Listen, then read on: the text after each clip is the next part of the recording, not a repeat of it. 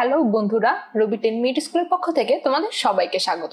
আশা করি তোমরা সবাই অনেক ভালো আছো। আজকে আমরা একটি নতুন অধ্যায় পড়ব যার নাম হচ্ছে পরিমাপ বা মেজারমেন্টস। আমি আনিকা মাহাজাবিন। তাহলে চলো আমাদের এই নতুন অধ্যায়টি শুরু করি। পরিমাপ বলতে আসলে কি বোঝায় বলতো? পরিমাপ শব্দের অর্থ আসলে হচ্ছে মাপা, যে কোনো কিছু মাপা। সেটা সময় হতে পারে, দৈর্ঘ্য হতে পারে, কোনো বস্তুর ভর কত সেটাও হতে পারে, আবার কোনো বস্তুর ক্ষেত্রফল কত, আয়তন কত, এগুলোর জন্য আমাদের পরিমাপের প্রয়োজন। এখন আমরা কোনো একটি জিনিস কিসের সাপেক্ষে মাপবো, মানে আমাদের এককটা কি হবে? ধরো এটুক দৈর্ঘ্য, এটা আসলে কত, এটা জানার জন্যই আমাদের পরিমাপের একক সম্পর্কে পূর্ণ ধারণা থাকা প্রয়োজন। এখন পরিমাপের একক বলতে কি বোঝায় আসলে? গণনার জন্য একক হচ্ছে প্রথম স্বাভাবিক সংখ্যা 1। ধরো দৈর্ঘ্য পরিমাপের জন্য একটি নির্দিষ্ট দৈর্ঘ্যকে একক ধরা হয়। ঠিক অনুরূপভাবে ওজন পরিমাপের জন্য আমরা নির্দিষ্ট ওজনকে একক ধরি, যাকে ওজনের একক বলে। আবার তরল পদার্থের আয়তন পরিমাপের ক্ষেত্রেও অনুরূপভাবে একক ব্যবহার করা হয়। আবার দেখো, ক্ষেত্রফল পরিমাপের ক্ষেত্রে আমরা কি করি? ক্ষেত্রফল পরিমাপের ক্ষেত্রে এক একক দৈর্ঘ্যের বাহু বিশিষ্ট একটি বর্গাকার ক্ষেত্রকে একক ধরা হয়, আবার একে এক বর্গ এককও বলে। তদ্রূপ এক একক দৈর্ঘ্যের বাহু বিশিষ্ট একটি ঘনকের ঘনফলকে এক ঘন একক বলে। সব ক্ষেত্রে এককের মাধ্যমে গণনায় বা পরিমাপে সম্পূর্ণ পরিমাপের ধারণা লাভ করা যায়। কিছু পরিমাপের জন্য বিভিন্ন দেশে বিভিন্ন রকম একক রয়েছে। এখন এই বিভিন্ন রকম একক সম্পর্কেই আমরা এই অধ্যায় মূলত জানবো। প্রথমে আমরা জানি যে দৈর্ঘ্যের এককটা আমাদের কি। দেখো, মেট্রিক পদ্ধতি, আমাদের দুটি পদ্ধতি রয়েছে, মেট্রিক পদ্ধতি ও ব্রিটিশ পদ্ধতি। সাধারণত তোমাদের এই অঙ্ক যত পাবে এই অধ্যায় সবই মেট্রিক পদ্ধতিতে পরিমাপ, কারণ হচ্ছে এই সারা পৃথিবীতে মূলত এখন মেট্রিক পদ্ধতির পরিমাপের এককগুলোই ব্যবহার করা হয়। কিছু কিছু ক্ষেত্রে ব্রিটিশ পদ্ধতিও ব্যবহার করা হয়, সেটাও আমরা জানবো। তো প্রথমে আমরা জানি যে মেট্রিক পদ্ধতিতে পরিমাপের একক আসলে কি। মেট্রিক পদ্ধতিতে দৈর্ঘ্য পরিমাপের একক হচ্ছে মিটার। এখন তোমার মনে প্রশ্ন যে কতটুক দৈর্ঘ্য আসলে 1 মিটার, বা মিটার আমরা কোন দৈর্ঘ্যটাকে বলছি? তো বিজ্ঞানীরা বা যারা এই একক বা পরিমাপ এসব জিনিস নিয়ে চিন্তা ভাবনা করে, তারা প্রথমে বলল যে আমরা এই যে পৃথিবী, ঠিক আছে, পৃথিবীর দুইটা মেরু, এটা তো জানো, এদিকে হচ্ছে আমাদের উত্তর মেরু, এদিকে হচ্ছে আমাদের দক্ষিণ মেরু, এবং এই যে এই রেখাটা দেখছো, এই রেখাটা হচ্ছে আমার বিষুব রেখা। তো তারা কি বলল যে এই উত্তর মেরু এবং এই যে আমার বিষুব রেখা, এই মাঝ বরাবর ধরো এখানে একটি শহর যেটার নাম হচ্ছে প্যারিস, ফ্রান্সের রাজধানী প্যারিস। এর উপর দিয়ে যে দ্রাঘিমা রেখা যাচ্ছে, দ্রাঘিমা রেখা তোমরা কি বুঝো? দ্রাঘিমা রেখা হচ্ছে এই উত্তর মেরু ও দক্ষিণ মেরু বরাবর কতগুলো রেখা কল্পনা করা হয় পৃথিবীর উপরে, এগুলোকে আমরা দ্রাঘিমা রেখা বলি। তো তাদের কথা যে এই ফ্রান্সের রাজধানী প্যারিস এবং এই বিষুবরেখা পর্যন্ত যে দ্রাঘিমা রেখাটি রয়েছে তার দৈর্ঘ্যের 1 কোটি ভাগের 1 ভাগ হচ্ছে আমার 1 মিটার দৈর্ঘ্য। তো তারা এভাবে 1 মিটার দৈর্ঘ্যকে উপস্থাপন করলো। তো এটা খুব একটু জটিল হয়ে গেল, কারণ হচ্ছে তোমার এত বড় দৈর্ঘ্য, তার 1 কোটি ভাগের 1 ভাগ কতটুক আসলে, এটুক আসলে সবার জন্য বুঝতে পারা সম্ভব হচ্ছিল না। এজন্য পরবর্তীতে দৈর্ঘ্যের একক মিটারের একটি নতুন সংজ্ঞা আসলো। সেটা হচ্ছে যে প্যারিসের মিউজিয়ামে রক্ষিত এক খণ্ড প্লাটিনামের রডের যে দৈর্ঘ্য, সেটিকেই তারা 1 মিটার হিসেবে স্বীকৃত করলো। অর্থাৎ এই মিউজিয়ামে একটি রড রয়েছে, সেই রডটির যতটুক দৈর্ঘ্য, ঠিক আছে, সেটুকুই হচ্ছে আমার 1 মিটার। তো এখন যে কারো কাছে এই 1 মিটারের কনসেপ্টটি কিন্তু আরো বেশি পরিষ্কার হয়ে গেল, কারণ তোমার প্রথম ক্ষেত্রে যেটা কল্পনা করা লাগতো যে এই দ্রাঘিমা রেখা, এটি তো অনেক বড় একটি দৈর্ঘ্য, তো এর 1 কোটি ভাগের 1 ভাগ হচ্ছে আবার 1 মিটার। তো পরবর্তীতে যে সংজ্ঞাটি আসলো বা পরবর্তীতে যে স্বীকৃতিটি আসলো, তাতে কিন্তু তোমার 1 মিটার আসলে কত এটা বোঝা যে কারোর জন্যই খুব সহজ হয়ে গেল। তুমি প্যারিসের ওই মিউজিয়ামে গিয়ে রডটি দেখে আসলে বুঝতে পারবে, আচ্ছা এটা হচ্ছে আবার 1 মিটার। তো এভাবে তোমার জন্য 1 মিটার কত সেটি বোঝা অনেক সহজ হয়ে গেল। তো এটি হচ্ছে এখন বর্তমানে প্রচলিত 1 মিটারের স্বীকৃতি। এখন চলো আমরা দেখি যে মেট্রিক পদ্ধতিতে মিটার ছাড়া দৈর্ঘ্য পরিমাপের জন্য আর কি কি একক ব্যবহার করা হয়? যেমন দেখো, দৈর্ঘ্যের পরিমাণ যদি ছোট হয় সেক্ষেত্রে আমরা সেন্টিমিটার একক ব্যবহার করি, আবার দৈর্ঘ্যের পরিমাপ যদি বড় হয় সেক্ষেত্রে আমরা কিলোমিটার একক ব্যবহার করি। এখন তুমি তো জানলে এতক্ষণ যে 1 মিটার আসলে কতটুক দৈর্ঘ্য, তাই না? এখন তোমার মনে প্রশ্ন, তাহলে সেন্টিমিটার বা কিলোমিটার যে কতটুক দৈর্ঘ্য এটা আমি কিভাবে বুঝবো? তো আসো আমরা একটি ছক দেখি। এখানে তোমরা একটি ছক দেখতে পাচ্ছ, তাই না? এই মেট্রিক পদ্ধতিতে মিটার যেভাবে সাজানো রয়েছে, ওজনের একক গ্রাম এবং তরল পদার্থের আয়তনের একক লিটার, এগুলো কিন্তু একইভাবে সাজানো রয়েছে। তো আপাতত আমরা দৈর্ঘ্য পরিমাপের একক মিটার দিয়েই ব্যাপারটা বুঝি। যেমন মনে করো যে এই দৈর্ঘ্য পরিমাপের একক হচ্ছে আমার মিটার, তাই না? এই মিটারের 1000 বা সহস্র গুণ হচ্ছে কিলোমিটার, ঠিক আছে? এর 100 গুণ হচ্ছে হেক্টোমিটার, এর 10 গুণ হচ্ছে ডেকামিটার। কিন্তু এই মিটার থেকে তোমার ছোট একক হচ্ছে ডেসিমিটার, 10 গুণ ছোট। 100 গুণ ছোট হচ্ছে সেন্টিমিটার এবং 1000 গুণ ছোট হচ্ছে মিলিমিটার। এখন তোমার কথা যে এখানে আমরা এই এককের কনভার্সন গুলা কিভাবে করব? আমি তোমাদের সবচেয়ে ভালো বুদ্ধি যেটা দিব সেটা হচ্ছে, মনে করো এই যে সিরিয়ালটা, এটা তোমরা মনে রাখবে, কিলো, হেক্টর, ডেকা, মিটার, তারপর হচ্ছে তোমার ডেসি, সেন্টি, মিলি। এই সিরিয়ালটা যদি তুমি মুখস্থ রাখো, ঠিক আছে? আমি ছোটবেলা মনে রাখতাম কিলাইয়া হাকাইয়া ডাকাত মারিলে দেশে শান্তি মিলিবে, এরকম একটি ছড়া দিয়ে। তো তোমরা ওভাবেও মনে রাখতে পারো বা এটি এমনি মুখস্থও করতে পারো, কিলো, হেক্টর, ডেকা, মিটার, ডেসি, সেন্টি, মিলি, ঠিক আছে? এই সিরিয়ালটা যদি তুমি মুখস্থ রাখো তাহলে দেখো, তুমি যখন এই সিরিয়ালের উপর থেকে নিচের দিকে কনভার্ট করবে, মনে করো কনভার্ট অর্থাৎ এককের পরিবর্তন, যেটা মনে করো তোমাকে বললো যে 5 কিলোমিটার, ঠিক আছে? 5 কিলোমিটার সমান আমার, আমি কই গিয়েছি সেন্টিতে না, কত সেন্টিমিটার, কত সেন্টিমিটার, ঠিক আছে? তোমাকে এটা প্রশ্ন করলো। এখন দেখো আমি এই ঘর থেকে কয় ঘর নিচে গেলাম বলো তো? 1 ঘর, 2 ঘর, 3 ঘর, 4 ঘর, 5 ঘর, তাই না? 1 2 3 4 5। যেহেতু আমরা 5 ঘর নিচে গিয়েছি, তাহলে আমি 5-এর সাথে কি করব জানো? 5টা 10 গুণ করব। 5টা 10 গুণ করার পরিবর্তে আমরা আরেকটা কি লিখতে পারি বলতো? আরেকটা জিনিস লিখতে পারি, সেটা হচ্ছে 5 গুণ 10 সূচক 5। যখনই আমরা এই সিরিয়ালে উপর থেকে নিচের দিকে যাব তখনই হচ্ছে গুণ করব, এবং যত ঘর নিচে নামবো ততগুলো 10 গুণ করব। বুঝতে পারলে? আবার দেখো আমাকে বলল যে এই নিচের থেকে উপরের কোনো এককে পাল্টাতে। যেমন ধরো তোমাকে বলল যে 6 ডেসিমিটার, 6 ডেসিমিটার সমান কত কিলোমিটার। এই ক্ষেত্রে আমি কি করব বলতো? এই ক্ষেত্রে আমি 6 লিখলাম, 6-এর সাথে ভাগ করব 10। কয়টা 10? এটা হচ্ছে আমার প্রশ্ন। এখন দেখো আমি কয়টা ঘর এদিকে গিয়েছি, যেই ঘর থেকে যাব সেই ঘরটা গুনবে না, বাকি ঘরগুলো গুনবে, ঠিক আছে? তো বাকি ঘরগুলো যদি তুমি গুনো তাহলে দেখো এই আমি এই ঘর থেকে যাচ্ছি, তাই না? তাহলে আমি এই ঘরে যাচ্ছি, এই ঘরে যাচ্ছি, এই ঘরে যাচ্ছি, এই ঘরে যাচ্ছি। কয়টা ঘরে গেলাম? 1 2 3 4, 4টা ঘরে। তাহলে আমি 6-এর সাথে কয়টা 10 ভাগ করব বলতো? 10 গুণ 10 গুণ 10, অর্থাৎ 4টা 10 গুণ করে ভাগ করব, অথবা 6 ভাগ 10-এর সূচক 4। তো এভাবে হচ্ছে আমি এই সিরিয়াল মনে রেখে এক ঘর থেকে আরেক ঘরে এককে পরিবর্তন করতে পারি। আশা করি এককের কনভার্সন বা এককের পরিবর্তন যেটা, এটা তোমরা বুঝলে। এটা যদি তোমরা মিটারের ক্ষেত্রে বুঝো, একইভাবে আমরা যখন ওজন পরিমাপ করব, ওজনের একক গ্রাম এবং অন্যগুলো হবে হচ্ছে তোমার কিলোগ্রাম, হেক্টোগ্রাম, ডেকাগ্রাম, ডেসিগ্রাম, এভাবে। আবার যখন আমরা তরল পদার্থের আয়তনের জন্য একক হবে লিটার, সেক্ষেত্রে এই অন্যগুলো হবে kilolitre, hectolitre, decalitre, decilitre, centilitre, millilitre. আশা করি তোমরা এই এককের পরিবর্তনটা বুঝতে পারলে। এটা আমি তোমাদের বুঝালাম শুধু হচ্ছে মিটার দিয়ে। এটা যদি তোমরা বুঝে থাকো তাহলে তোমরা ওজনের যেটা গ্রাম, বা তরল পদার্থের জন্য যেটা লিটার, এটাও তোমরা বুঝতে পারবে।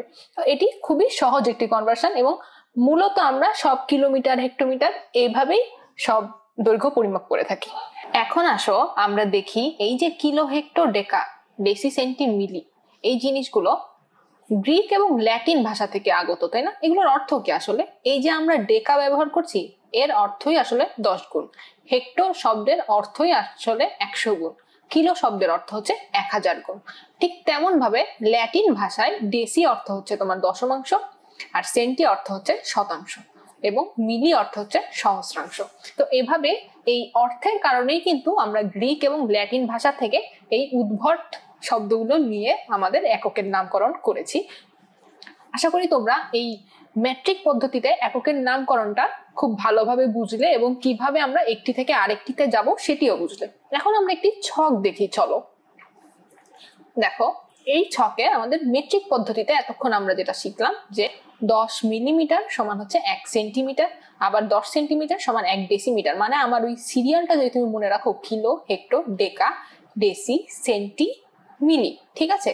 তাহলে তোমরা এই মেট্রিক পদ্ধতির এই যে এখানে কনভার্সন গুলো দিয়ে দিয়েছে না, যে 1 সেন্টিমিটার সমান এত মিলিমিটার, এই জিনিসটা কিন্তু তোমরা বুঝতে পারবে যদি সিরিয়ালটা মনে রাখো। দেখো, একদম আমার শেষ দিক থেকে যদি আমি যাই, তাহলে সেন্টির পরে কি, সেন্টিমিটারের পরে আমার মিলিমিটার আসে, তাই না? তো উপর থেকে নিচের দিকে যেহেতু যাচ্ছি, সেহেতু 10-এর গুণ।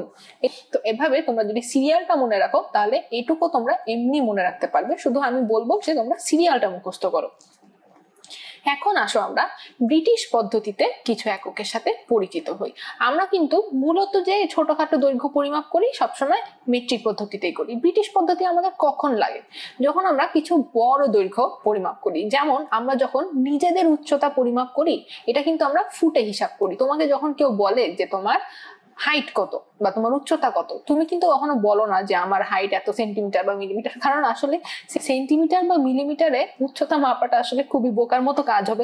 এটা খুব ছোট দৈর্ঘ্য, সেন্টিমিটার, মিলিমিটার, এগুলোতে আসলে আমাদের উচ্চতা বা বড় কোনো দৈর্ঘ্য মাপা ঠিক হয় না। সেই জন্য আমরা ব্রিটিশ পদ্ধতি ব্যবহার করি। তো ব্রিটিশ পদ্ধতিতে দেখো, 12 ইঞ্চি সমান আমরা ধরি 1 ফুট। আমরা কিছু স্কেলেও কিন্তু ইঞ্চি, ফুট এই এককগুলো দেখে থাকি। আবার আরেকটি ব্রিটিশ একক আছে, সেটা হচ্ছে গজ। গজ আমরা কখন ব্যবহার করতে দেখি বলতো?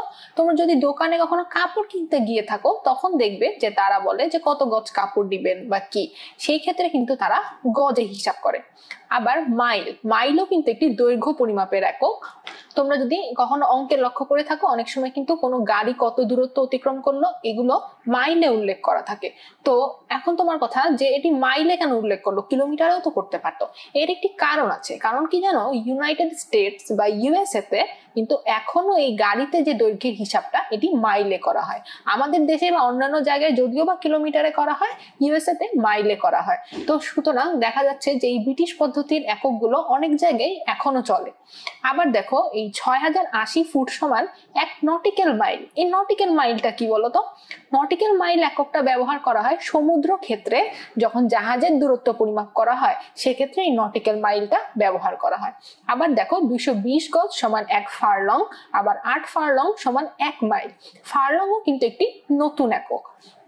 তো এই ব্রিটিশ পদ্ধতির এককের কনভার্সন গুলো তোমাদের, বা এই এককের পরিবর্তন গুলো তোমাদের একটু মুখস্থ রাখতে হবে। কারণ অনেক সময় অঙ্কে দেখবে তোমাকে, ধরো একটি অঙ্কে সব জায়গায় উল্লেখ করলো হচ্ছে ফুট দিয়ে, তোমাকে শেষে গিয়ে বললো যে উত্তর মাইলে দিতে। সেক্ষেত্রে কিন্তু তোমার এই এককের পরিবর্তন গুলো মুখস্থ না থাকলে তুমি করতে পারবে না। এখন আসো আমরা মেট্রিক ও ব্রিটিশ পরিমাপের যে এককগুলো, তাদের সম্পর্ক দেখি। এখানে দেখো, এই যে ইঞ্চি, ইঞ্চির সাথে আমরা যে মেট্রিক পরিমাপের একক, মেট্রিক পদ্ধতিতে পরিমাপের একক সেন্টিমিটার দেখলাম, তার কিন্তু একটি সম্পর্ক রয়েছে। যেমন 1 ইঞ্চি সমান 2.54 সেন্টিমিটার। এখন তোমার কথা যে এই সম্পর্কগুলো কেন মনে রাখতে হবে? একটা জিনিস দেখো, তুমি যদি এই সম্পর্কটা মনে রাখো, তাহলে কিন্তু তুমি এই সম্পর্কটা বের করতে পারবে। কিভাবে বলতো? দেখো, আমরা কি জানি যে 1 সেন্টিমিটার সমান, আমরা যদি মনে করি তাহলে মিটার, ডেসি, সেন্টি, তাই না? তাহলে মিটার কিন্তু সেন্টিমিটারের 2 ঘর উপরে। তাহলে 1 সেন্টিমিটার সমান 1/10 গুণ 10, দুইটা 10-এর গুণফল এত মিটার। তাহলে 1 মিটার সমান কত? 1 মিটার সমান আমার 100 সেন্টিমিটার। ঠিক আছে, 1 মিটার সমান 100 সেন্টিমিটার। এখন এখানে দেখো যে 2.54 সেন্টিমিটার সমান 1 ইঞ্চি, তাই না? তাহলে তোমরা বলতে পারো যে 100 সেন্টিমিটার সমান আমার কত ইঞ্চি? 100 ভাগ 2.54, এই 100 সেন্টিমিটার বলতে কিন্তু আমার 1 মিটার বোঝাচ্ছে। তো এটা যদি তুমি করো তাহলে দেখবে তুমি পাবে 39.37 ইঞ্চি। এভাবে তোমরা যদি এই দিকে একটি কনভার্সন বা একটি রূপান্তর মনে রাখো, আরেকটি তোমরা কিন্তু বের করে নিতে পারবে। সবগুলো তোমাদের মুখস্থ রাখা লাগবেও না। এই অধ্যায়ে তোমরা কিছু কিছু একক রূপান্তর মনে রাখবে, আবার কিছু কিছু তোমরা যেগুলো বের করে নিতে পারো সেগুলো বের করে রাখবে। সব মুখস্থ আসলে মাথায় রাখা সম্ভব না, যেটুক পর্যন্ত পারা যায় আর কি তোমরা চেষ্টা করবে, আর বাকিগুলো তোমরা এইভাবে বের করে নেওয়ার চেষ্টা করবে। এখন দৈর্ঘ্য পরিমাপ আমাদের কোন কোন ক্ষেত্রে ব্যবহার হয়? একটি আছে যে আমাদের উচ্চতা নির্ণয়। দেখো আমাদের যে উচ্চতা সব বয়সে কি সমান থাকে বলো? ধরো আমাদের 3-4 বছর বয়সে যে উচ্চতা সেটা কিন্তু কয়েকদিন পর বৃদ্ধি পায়, আবার কয়েকদিন পর আমাদের উচ্চতা বৃদ্ধি পায়। তো এইভাবে আমরা হিসাব রাখি কিভাবে যে আমার উচ্চতা কত বাড়ছে, বা আমার হাইট এই ক্লাস 4-এ কত ছিল বা ক্লাস 9-এ এখন বা 8-এ কত হয়েছে, এটা কিন্তু সবসময় আমরা একটি স্কেলের সাহায্যে মেপে জানতে পারি। তো আরো দেখো আমরা রুলার ব্যবহার করি। এই রুলার কিন্তু আমাদের প্রত্যেকের ব্যাগেই, স্কুলে যাওয়ার সময় আমরা প্রত্যেকেই ব্যাগে এই রুলার রাখি। এই রুলার গুলো হচ্ছে আমরা ছোট দৈর্ঘ্য পরিমাপের ক্ষেত্রে ব্যবহার করি। যেমন ধরো স্কুলে গিয়ে আমাদের যদি কোনো জ্যামিতিক চিত্র আঁকতে বলে তখন আমরা পরিমাপ করি কত সেন্টিমিটার রেখাংশের দৈর্ঘ্য, এগুলোর ক্ষেত্রে আমাদের রুলার খুবই প্রয়োজনীয়। আবার দেখো বিভিন্ন রাস্তার দৈর্ঘ্য পরিমাপ, কিংবা আমরা যদি টেইলরের কাছে যাই তাহলে আমাদের জামা কাপড়ের পরিমাপ, এগুলো করার জন্য তারা কিন্তু একটি ফিতা ব্যবহার করে। এই ফিতা বুঝলে, এই ফিতা হচ্ছে 30 মিটার বা 100 ফুট লম্বা হয়ে থাকে। একটু বড় দৈর্ঘ্য পরিমাপের জন্য এই ফিতা ব্যবহার করা হয়। এখন দেখি আমরা যে রুলার বা স্কেল ব্যবহার করি এটার এককগুলা কেমন থাকে। ধরো আমাদের যে সেন্টিমিটার স্কেল, এই সেন্টিমিটার স্কেলটা আমি যদি একটু জুম করে তোমাদেরকে দেখাই, দেখো এর প্রত্যেকটি ঘর কিন্তু 1 সেন্টিমিটার করে, এই যে 1 সেন্টিমিটার। ঠিক আছে, এখন দেখো আমরা আরেকটু জুম করে দেখি যে এই 1 সেন্টিমিটারের ভেতরে যে দাগগুলো, এটি দিয়ে আমাদের কি বোঝাচ্ছে? দেখো এখানে এই 1 সেন্টিমিটারের যে ভেতরে যে প্রত্যেকটি দাগ সেগুলোর পার্থক্য কিন্তু 1 মিলিমিটার করে। তাহলে এখানে কয়টি 1 মিলিমিটার আছে দেখো তো? এখানে 1, 2, 3, 4, 5, 6, 7, 8, 9, 10, 10টি 1 মিলিমিটার আছে এই 1 সেন্টিমিটার দৈর্ঘ্যের ভেতরে। তাহলে আমরা এখান থেকে কি বুঝতে পারি বলতো? 1 সেন্টিমিটার সমান 10 মিলিমিটার।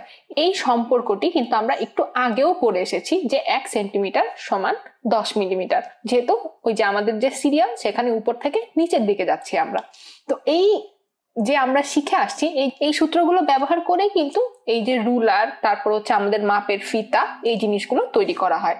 এখন আসো আমরা আরেকটি স্কেল দেখি। এই স্কেলে দেখো আমাদের একদিকে রয়েছে ইঞ্চি, অর্থাৎ এই স্কেলের সাহায্যে আমরা ইঞ্চিতে পরিমাপ করি। এখানে দেখো মোট 12 ইঞ্চি, অর্থাৎ 1 ফিটের একটি স্কেল এটি। এখানে দেখো আমরা যদি একটু জুম করে দেখি তাহলে আমাদের এই যে প্রত্যেকটি দৈর্ঘ্য, প্রত্যেকটি হচ্ছে 1 ইঞ্চি করে, আর এর অর্ধেক হচ্ছে আমাদের হাফ ইঞ্চি করে। এখন দেখো আমরা আরেকটি স্কেল দেখি। এই স্কেলে দেখো আমাদের একদিকে আমরা মেপে থাকি সেন্টিমিটারে এবং অন্যদিকে আমরা মেপে থাকি ইঞ্চিতে, অর্থাৎ এই স্কেল ব্যবহার করে আমরা সেন্টিমিটার, ইঞ্চি দুইভাবেই কিন্তু পরিমাপ করতে পারছি। আমি তোমাদেরকে বলবো তোমরা দোকানে গেলে এই স্কেলটি কিনবে। দেখি তোমাদের কাজ কি হবে? তোমাদের কাজ হবে, একটি কাজ হবে স্কেল দিয়ে তোমার বেঞ্চের দৈর্ঘ্য ইঞ্চি ও সেন্টিমিটারে মাপা। যেহেতু আমি তোমাকে 2 রকম স্কেলই দেখিয়েছি, ইঞ্চি আর সেন্টিমিটার, আশা করি এটা তোমরা করতে পারবে। তারপরে 1 মিটার সমান কত ইঞ্চি এটি তোমরা বের করবে। আবার সেই সম্পর্ক থেকে কত মাইল বা কত কিলোমিটার হতে পারে সেটাও নির্ণয় করবে। আশা করি এতক্ষণ তোমরা যা শিখলে সেখান থেকে তোমরা কাজ দুটি করতে পারবে। আজকে পর্যন্ত আমরা যা দেখালাম এগুলো তোমরা একটু দেখবে এবং বোঝার চেষ্টা করবে। দেখা হবে দ্বিতীয় পর্বে। ধন্যবাদ।